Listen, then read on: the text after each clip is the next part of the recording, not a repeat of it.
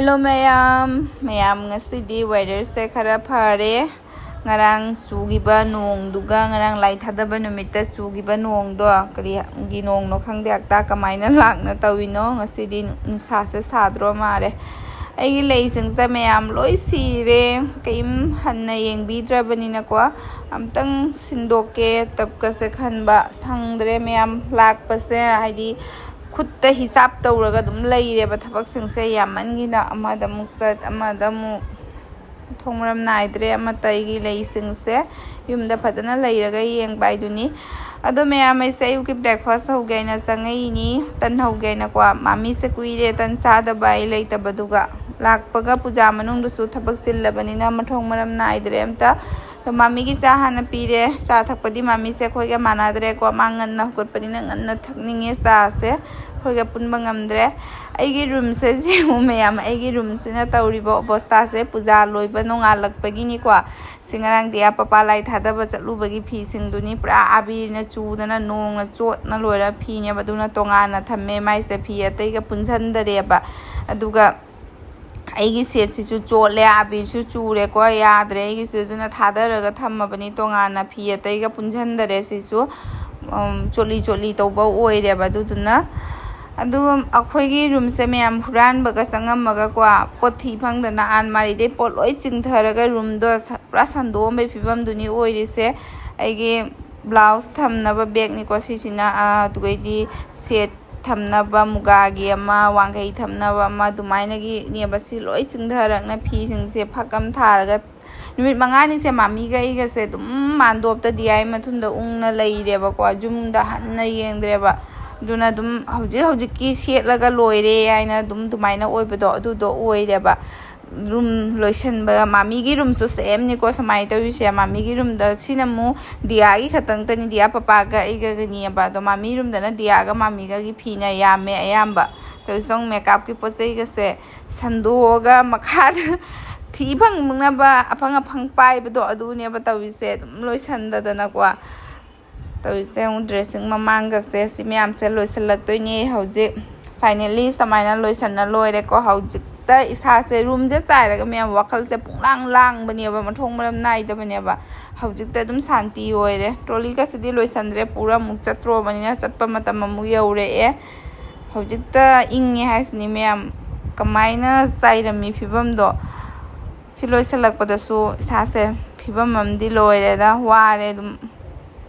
एगी सिगी bed side table से ma'am मसीगा AC room zoom सिगा सु लेइट्रबना को रूम से सु तैथो खोतोंग ना सु दुगाम तौद्रबना सिदका लेरंबा उफुल मैम गसे दोइदि मथक सिगा पोत ना बिग थना सखाइरे अदुगा से लोइसलैनि तैथो खोतोंग ना को ड्रेसिंग गा करी गसे लोइना लाकपगा पूजागी के सुम लोइसनबा संगदरेबा खोइसे पूजागी नो मांगदा लाए दोइदि nga hendoइना लोइसनबा दुइगी बाजार मुंगना हाक चलु दुना केम संगदरेबा फिबम से जेंग की थबक मैम से लोइरकपगी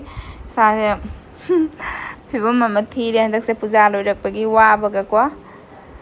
दो सी फीसिना मिसिनदसु लैबा फीनी आदि मिसिनदसु फी खरा सुदोए फी मैम सुदबा लैबसिंगदो नोंमगी सेटलुबसिंगदो अदुगा एना सेटपा मुगागी फी दोइदि दुम सेट करी क्रासिंग दुना दियाना सेटपसु असिना फौदोए नुसादा को नुसा फजना दुम सारेबा नुसादा फजना फौदोगा थमजल्लगे आइना फी से सेलुरगा फौरा खोलगा थमद्रगदि नुआइतेबा इदि हाइदि नुसा फजना फौरगा थमगा त वाखल से नुआयबा दुना फौदोके आइना सु थादरा थमबनेबा इसे दुम त फौदोइनी मैम वारे थबक सु कल्ले लोइरे चपैसु लोइबा नाइते इसे थबक मैम से लोइरमगा नेटोन होइदा अंतंग सके आइना थोके तविनी को नेटोन होइदा सनाबिदो मपामदा लैबा लाइबा ममाइ से तविसे उने काजोल का फजा ताथोक्तरी माइ क्रीम बौदरी दे मैम आई चलीसे नेटोन की मसानुपिदो मासे मसा खरा नुआइते ना जुमदा सु लैबा लाइबा को लोहंग लोइरगा सु अहानबा लैबा लाक्पा दो खोइदा दि लाकना मादो उनाबा ngamaroida bado masam ta unaba sakki aina thoke tawini hojise thabak kala kanse akhoi mung chatro banina unabado nang hawra roida ba kwa to chalu ge ma'am jingminasi neto noi jauraga singang se tawiyong tandega mandega lok su khakra thunge puja loirak pasida kanna kaune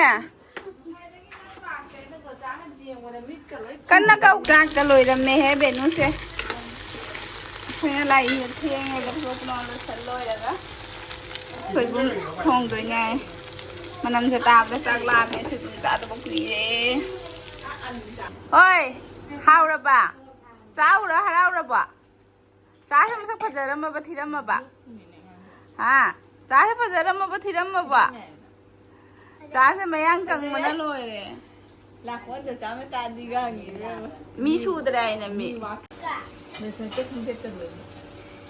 ไม่กูไม่ยาวกูเดินพังกับปอดกี้วารีลีไม่ได้สมัยเต้นนะบอกกันพังกับปลาบ้าม้วนเลยม้วนกี่ดอกนั่งไว้ข้างนี้บ้างคุยนี่เดี๋ยวจะดีดีว่าจะดีเดี๋ยวเดี๋ยวเต้นไปกันमैंगो juice का chocolate तो mamma का chocolate ने तै दे कई ली रे क्या तै दी पैसा भी क्या है कई तो मांग हमारे बात है ओए मां कई ने नोई सिंगरा का ले रे कना ले रे बने तो सिंगरा का कना से ले रे बने तो सिंगरा का ओने तो आन कना से ले रे बने सिंगरा का ओए मां सुखसा बसिगा ती रसगुल्ला से दबा की तो सी मम्मा की नोई की दुकान दो लोग गए ना तब रमिनी मुनु ने दबा की तो कल्ली केमिकल हाप थंबनी है मान बोना दोन जाय छरुंग नंग लोई चाथो मी चा नन थम्मी जाना मी मा लोई चाथो न इकाई मा या मन थम जा पी नि मन थम जा सिगा इकाई दे नंग छरुंग नै पी नि चाओ तो चा रा कनि चा रो नंग छरुंग नै पी नि तो हां itu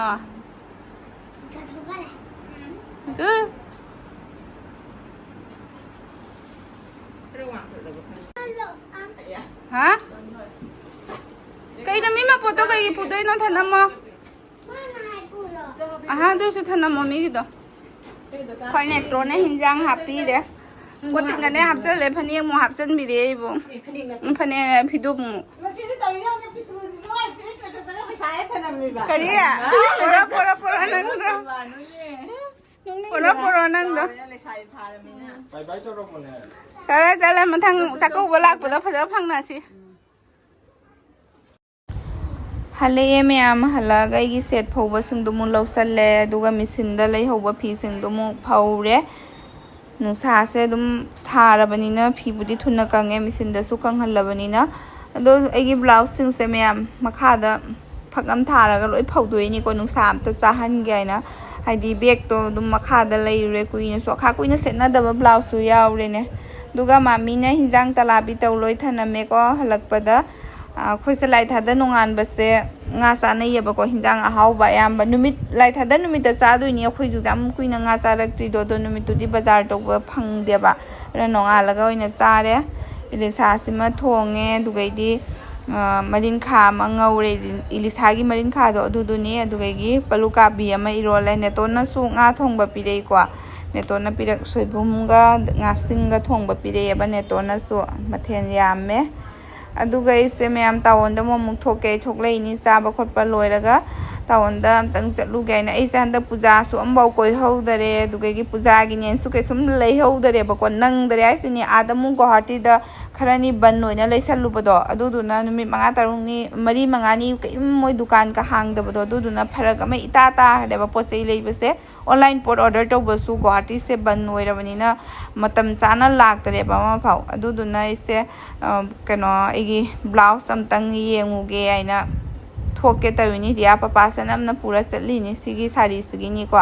ma se chasi ya deba nusa sara sasallaga talle aina nusa su sare puja loirakpada mayam ban sida mi se ihang hangi ko puja matam da dilang hiba gari su phangdre laithada nongan bagi pothana raba kaino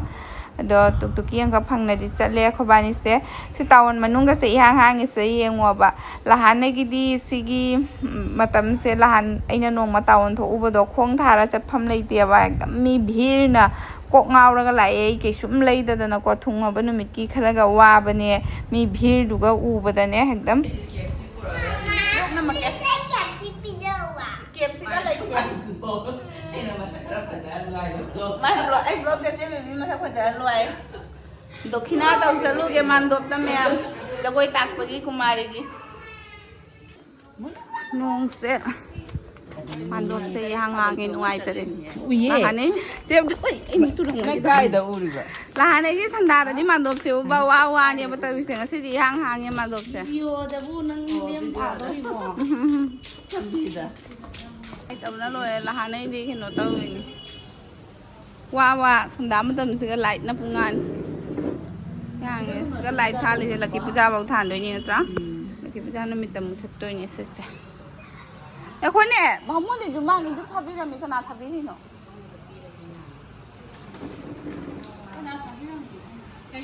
भामुने जुमांगी से दुब Thai कना थाबिरिनो मचा राउदे mama नोइना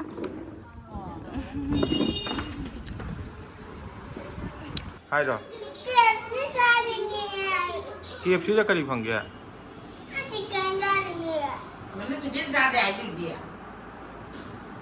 ना chicken जा रही आई दिया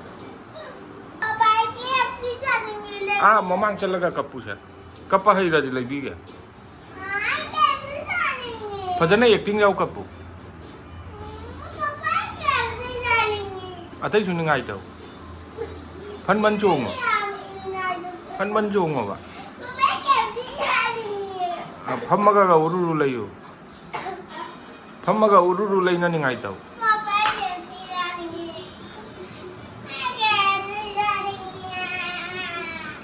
अतईसु अदुना त फंगोइने कप्पू बा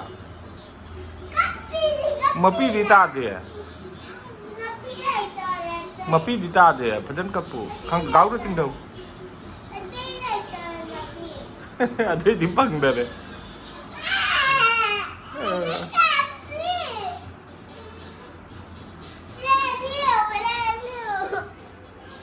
फजन Kappu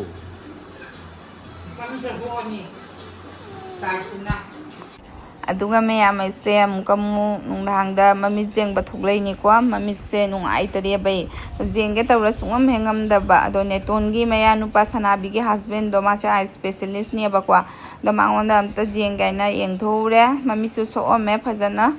mobile cover se ondhoi ni me amai gi phajabra nauba ma order tawini ado mamit se me amai gi se kharani mobile ka kari ka paira nu hai ko electronic device gi khara lap na lei roina mit se kayino khngde handang na mung nungai rak tabase henjalleyaba misanga thoktana ne keno tawbado nungai tabido aduna yengthoure ado aise eigi chapal se me am si tongaga chatlami ba mami gi jumda tongna ba chapal ne ba kwal dukan mamang se ga eigi chapal se ina kanna thiri ba eigi khanguk padai noina lo gyan tarak pada si eigi si tonga lai ne na khangak pe wani no man na loire sior nangira kamai khangi ba mami gi thanel बाजार के कुंदा समझे रोए बाजार के कुंदा समझे रोए भाई करी पड़ेगा पापा ना करी पड़ेगा करी पड़ेगा लाम हम बराजेंगे ने जाऊ हम बराजेंगे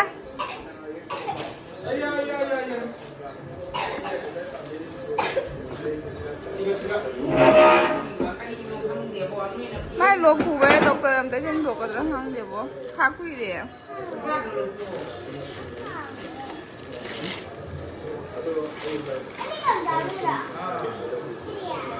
kai ya ni da wino ne अपना popcorn da popcorn da chara lo re ma la ni jang ham de ba जा नहीं आई मा ये जा दे जा Pizza na dene. सिगर सॉस ले दे a lo jang ham dra ले दे ngam ngani ya पॉपकॉर्न है chicken popcorn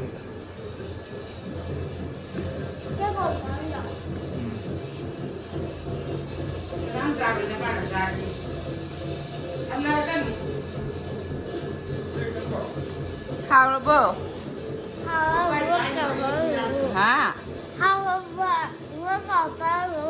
how re block up anu a